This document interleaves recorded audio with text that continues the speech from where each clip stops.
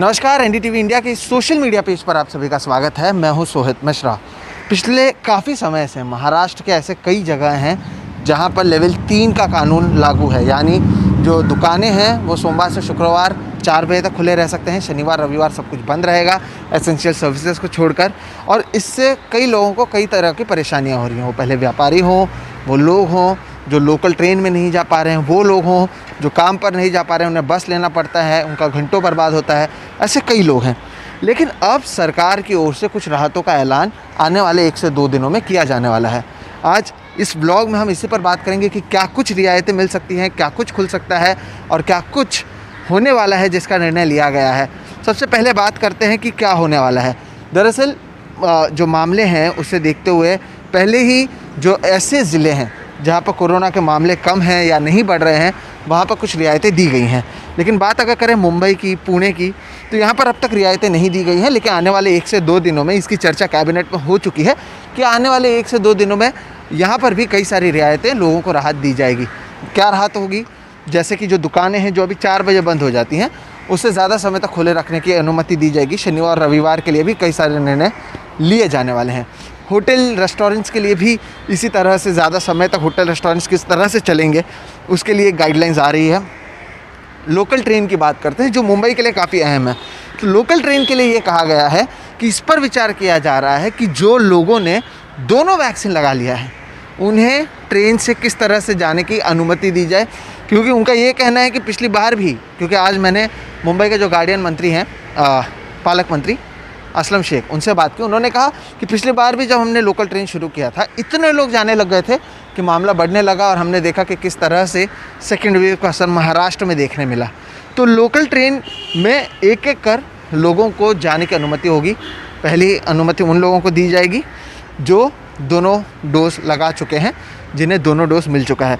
तो इस तरह के कई निर्णय लिए गए हैं और भी कई निर्णय लिए जाने हैं। जो ऑफिसेस के टाइमिंग्स हैं उसे बढ़ाने की बात की जा रही है। इसके साथ ही किस तरह से बाज़ार हों या बाकी जगह हो, मॉल्स हों, मॉल्स खोलने के लिए भी कई सारे कदम उठाए जा रहे हैं। ये देखा जा रहा है कि चाहे वो दुकानदार हों, उनके यहाँ पे काम करने वाले लोग हों, मॉल्स हों, वहाँ पर काम करने वाले लोग हों, कोशिश ये है कि ज़्यादा से ज़्यादा लोगों को वैक्सीनेटेड किया जाए ताकि वैक्सीन लेकर वो आराम से वहाँ पर काम कर सकें। इसकी बात हो चुकी है। ये सारे निर्णय प्रशासन की ओर से लिए जा रहे हैं।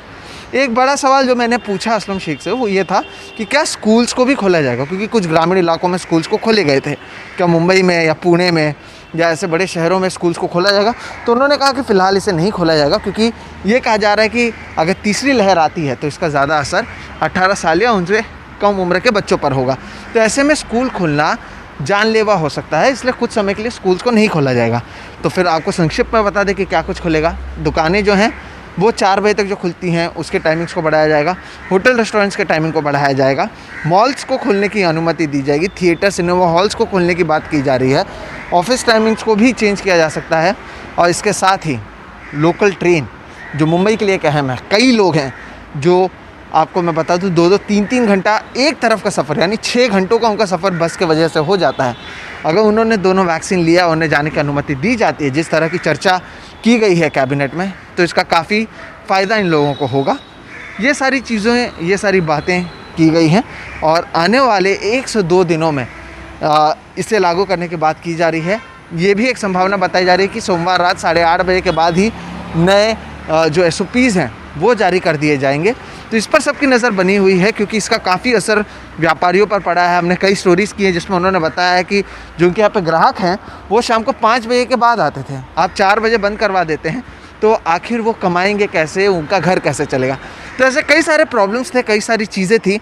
यहाँ तक कि आज हमने जो all India welfare traders association है, उनके जो प्रेसिडेंट है वीरेंद्र शाह से, उनसे बात की। उन्होंने कहा कि हम सरकार को 2 दिन का समय देते हैं। अगर 2 दिन में नहीं होता तो हम हमारे दुकानों को पूरी तरह से खोलेंगे। आप फ़ाइन मारेंगे तो हम फ़ाइन भी नहीं भरेंगे और इसके लिए ज़िम्मेदार सरकार होगा। तो लोगों का जो फ्रस्ट्रेशन है वो भी कहीं ना कहीं बढ़ा हुआ है और इसी को देखते हुए कुछ रियायतें देने की बात की जा रही है। कब तक इसे दिया जाता है और क्या इसमें और कुछ ऐड होता है, ट्रेन्स की बात है, उसे लेकर वाकई क्या निर्णय लिया जाता है। स्कूल्स तो नहीं खुलेंगे तो उन्होंने साफ कर दिया, बाकी कई चीज़ों को लेकर क्या कुछ किया जाता है इस पर हमारी नज़र बनी होगी। बहरहाल फ़िलहाल इस व्लॉग में इतना ही। मेरा नाम है सोहित मिश्रा, कैमरे के पीछे हैं प्रवीण जी रोहित और आप देख रहे हैं एनडीटीवी इंडिया का सोशल मीडिया पेज। नमस्कार।